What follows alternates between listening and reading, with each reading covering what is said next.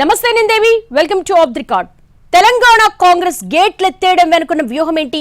పుష్పక విమానంలో ఎంతమంది ఎక్కినా మరొకరికి ఖాళీ ఉంటుందన్న సామెత ప్రకారం వస్తామన్నోళ్ళందరినీ కాంగ్రెస్ విమానంలో ఎక్కిచ్చేయడానికి కారణమేంటి? ఒకే దెబ్బకు 3 పిట్టలు పడతాయా? వలసల విషయంలో పీసీసీ మ్యాథమెటిక్స్ ఎలా ఉన్నాయి? ఎలక్షన్ టైంలో తీసుకుంటున్న ఎక్స్ట్రా కేర్ ఏంటి?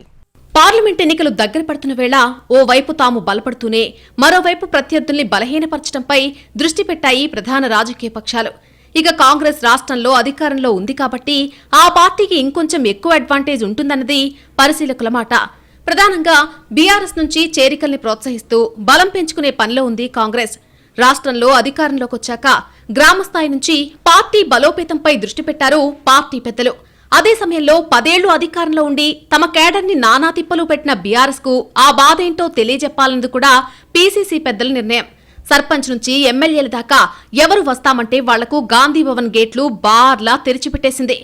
దీన్ని గమనిస్తున్న కొందరు మాత్రం అతి సర్వత్రా అన్న సామెతను పీసీసీ నాయకత్వానికి గుర్తు చేసే ప్రయత్నంలో ఉన్నారు.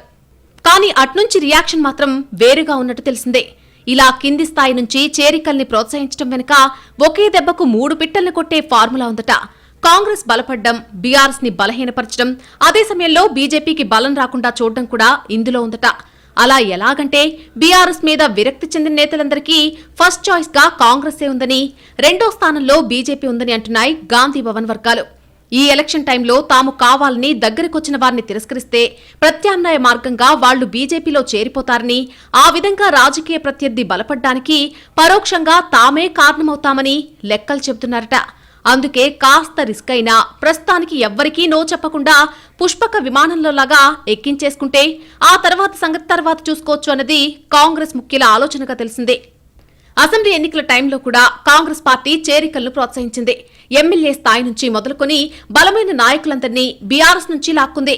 ఆ ఫార్ములా వర్కౌట్ అయిందన్న అభిప్రాయం కాంగ్రెస్ వర్గాల్లో బలంగా ఉంది. అందుకే పార్లమెంట్ ఎన్నికల్లో కూడా ఇదే ఎత్తుగడను అవలంబిస్తోంది.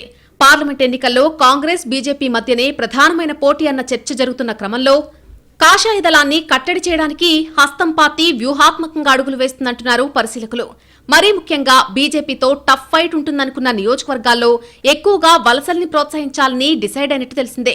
మరి అసెంబ్లీ ఎలక్షన్స్ లో కలిసి వచ్చిన ఫార్ములా ఈసారి ఎంతవరకు ప్లస్ అవుతుందో చూడాలన్నది పరిశీలకుల మాట. జంపింగ్ జపాంగ్లు మరీ ఎక్కువైనా బరువు పెరిగి ఓడమునిగే ప్రమాదం ఉంటుందన్న వాదన సైతం ఉంది.